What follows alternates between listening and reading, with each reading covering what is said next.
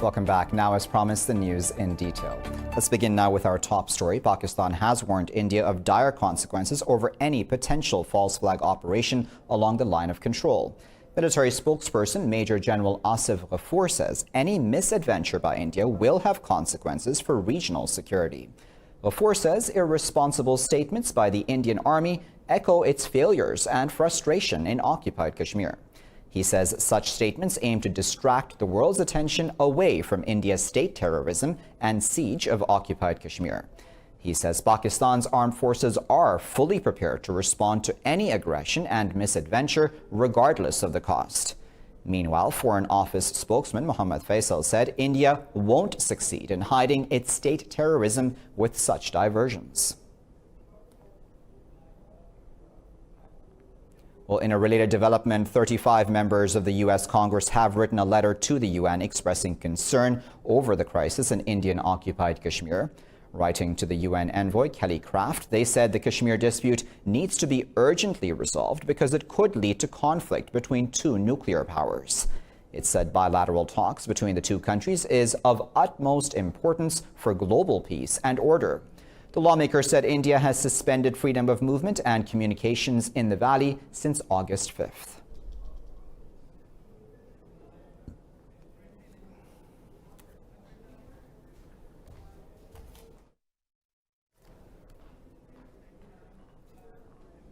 Meanwhile, Pakistan's Prime Minister Imran Khan has met the Turkish President Tayyip Erdogan and Iranian President Hassan Rouhani in New York. In separate meetings at the UN General Assembly sidelines, Khan updated both leaders over the humanitarian crisis in Indian-occupied Kashmir. Prime Minister Imran Khan and President Rouhani have vowed to work together for peace and stability across the region. Khan and Erdogan vowed to work for the welfare of Muslims around the world, especially in the occupied valley. Earlier, Prime Minister Khan met the World Bank President David Malpass and discussed economic development matters. Khan also met his Italian counterpart Giuseppe Conte and Swiss President Ule Mortar, sharing details of New Delhi's illegal move.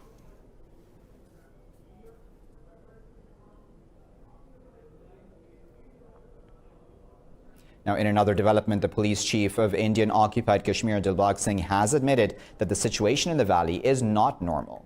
His statement contradicts Indian Prime Minister Narendra Modi's claims of normalcy in occupied Kashmir. In an interview, Singh said over 3,000 Kashmiri youth have been arrested since the annexation of occupied Kashmir on the 5th of August. The police chief said there is no definite time frame for the release of Kashmiri politicians and leaders of the freedom struggle. Singh also refused to give any specific timeline for ending the communications blackout in the valley.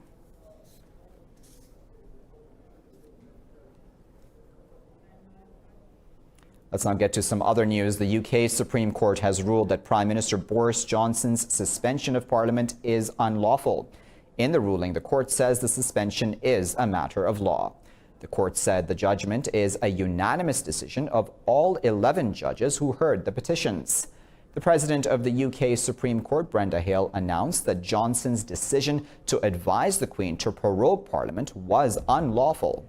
The government has said it will abide by the ruling of the Supreme Court. Now, Iran has ruled out negotiating a new nuclear deal unless its signatories comply with the pact signed in 2015. Foreign Minister Javad Zarif has dismissed a proposal by the UK, France, and Germany calling for a fresh nuclear accord with Iran. In a tweet, Zarif urged Europe to stop repeating what he called absurd US claims. Zarif said the failure of the 2015 nuclear deal is due to the inability of European signatories to fulfill their commitments. Earlier, France, Germany, and the UK blamed Iran for the recent airstrikes on Saudi oil installations. In a joint statement, the three governments said there is no other plausible explanation for the incident. The trio said they support the ongoing investigation into the attack because it increased the risk of a major conflict. They said the airstrike underlines the importance of a political solution to the continuing conflict in Yemen. In Libya, meanwhile, 20 UN-backed government troops have been killed in airstrikes by eastern forces south of the capital, Tripoli. An information office statement says fighter jets targeted government positions in the Hira area. For the second day in a row, heavy fighting broke out between the Libyan army and Khalifa Haftar's forces. The Libyan Air Force targeted Haftar's troops in the cities of Sabia and Souq al-Khamis. Libya's government of national accord claims it killed senior leaders of Haftar's forces in the airstrikes. For over 5 months, Tripoli has been caught in a vicious war between the UN-backed government and Haftar's army. In Egypt, over 500 people have been arrested after a rare outbreak of protests against President Abdel Fattah el-Sisi over the weekend. Thousands staged demonstrations in cities and towns across the country demanding el-Sisi's resignation in defiance of a government ban. Egyptian authorities also detained an award-winning human rights lawyer after she attended a judicial investigation into the arrest of those protesters. The demonstrations followed accusations of presidential corruption by self-exiled Egyptian businessman Muhammad Ali, who demanded his removal. El-Sisi has called those allegations lies.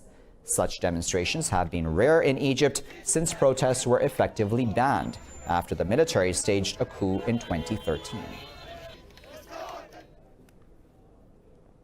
In news coming out of Iraq, 2 mortar shells have landed near the U.S. embassy in Baghdad. Iraqi security officials say no casualties were caused by the attack. They say 1 shell exploded inside Baghdad's fortified green zone and another landed in the Tigris River. Military checkpoints close to the embassy were shut down following the attack. Security officials say no one has yet claimed responsibility. The attack comes amid heightened tensions in the region following recent airstrikes on Saudi oil installations.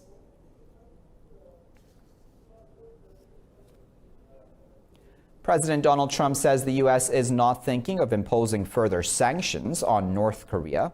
Meeting with the South Korean President Moon Jae-in in New York, Trump said he is getting along very well with Pyongyang. The 2 leaders met on the sidelines of the 74th UN General Assembly. Trump said he has a good relationship with North Korea's leader Kim Jong-un and is not considering actions against Pyongyang at all. Both leaders discussed ways to achieve practical results in working-level talks between the U.S. and North Korea. President Trump said he would want to know the probable outcomes of a 3rd summit with Kim before agreeing to it.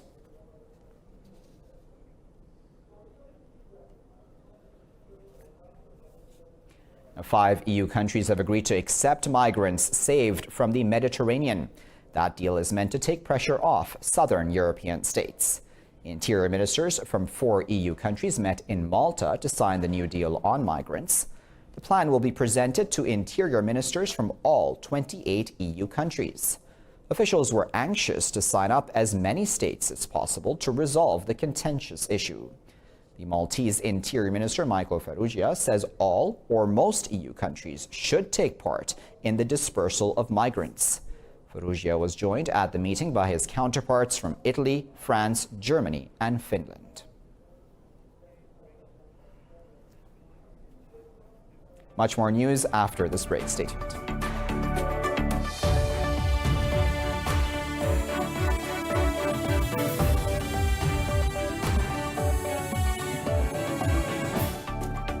Thanks for staying with us. Now, after a year on the streets, it was Greta Thunberg's moment at the UN Climate Summit. On the world stage, the 16-year-old, in a raw, emotional speech, asked world leaders, "How dare you?" This report has more.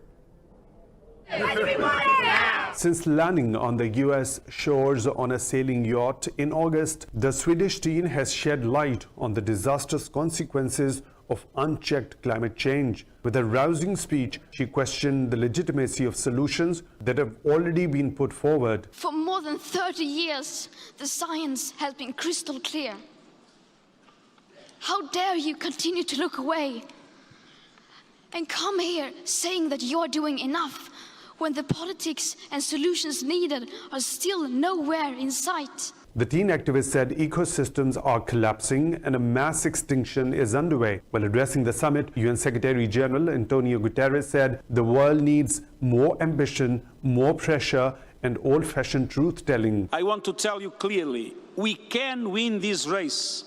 You can count on me to be on the front lines, pushing and prodding for climate action every step of the way. Thank you. Many heads of state addressed the climate summit and reiterated their efforts to fight global warming to safeguard against the hazards of climate change. At a secretive research institute in western Japan, roboticists are fine-tuning technology in an attempt to blur the line between man and machine. Genetic engineer Hiroshi Ishiguro believes recent breakthroughs in robotics and artificial intelligence will accelerate the rise of bionic replicas of humans. More in this report. This is Erica. She's smart, self-aware, and can help around the house. She's a robot who looks and acts just like a human and can even become your friend. Robots are already widely used in Japan for chores like cooking and even helping the sick and elderly. And robots can now independently learn to navigate around tight corridors and grasp delicate objects without damaging them. We are improving our abilities by developing new technologies. Technology is a way of evolution. Therefore, we cannot separate human and technology, human and robot, human and AI. They're tightly coupled. But robots also intimidate people because of the way they're shown in films like The Terminator. Tesla's Elon Musk has called for a global ban on killer robots. But Hiroshi Ishiguro insists there's no inherent danger in machines becoming self-aware or surpassing human intelligence. I cannot believe this. Why, the Hollywood hate the robots so much, and Hollywood want to destroy this world with a robot so many times. It seems crazy. The research group's ultimate goal is to see robots become a useful part of society. But will robots feature prominently in our future? Well, Hiroshi thinks the era of intelligent robots has already begun. A huge exhibition at the Musée d'Orsay Opera in Paris brings the renowned French artist Edgar Degas' obsession with dance and movement center stage. The show reveals that Degas hardly ever sketched in theater. Instead, his behind-the-scenes masterpieces are a brilliant illusion of thoughts. More on that now in this report. 20th century artist Edgar Degas used paint, pastel, pencil, even wax to offer a realistic glimpse of the rehearsal rooms where girls struggle to become queens of the stage. It has always been assumed that Degas worked behind the stage to produce his staggering pictures of its dancers, but actually it revealed later that all his masterpieces were only a brilliant observations and imaginations. Henri Lauret, chief curator at the Musée d'Orsay, said all his scenes of opera are imaginary. Degas' study was not only about the dancers, it is also its relationship with opera in general. The institution, the building itself, the people who inhabit it, the dancers, the musicians. It affects the way he includes figures in the scenery. At the ballet, Degas found a world that excited both his taste for classical beauty and his eye for modern realism. As he became part of this world of pink and white, so full of tradition, he invented new techniques for drawing and painting it. It's not about what's on the stage, it's not about spectacle. He does very few paintings of performances, very few paintings of the audience. It's about the life behind the scenes, this throbbing heart of the opera, which is people, performers, dancers, composers, all of these people who work so diligently to create the spectacle. Today, Degas' masterpieces remain a highlight of the world's most famous museums, illustrating the timeless charm and the legacy of dancers.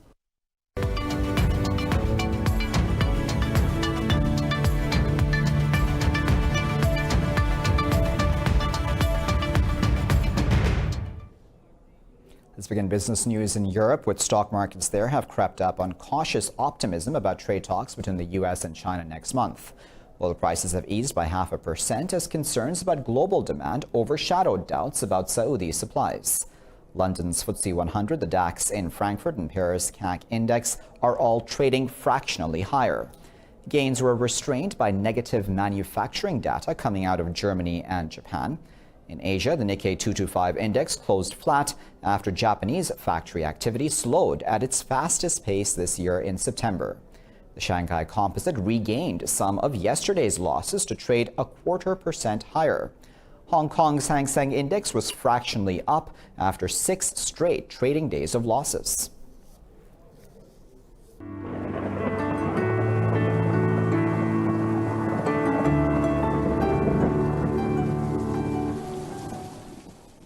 Time to find out what the weather is like around the world.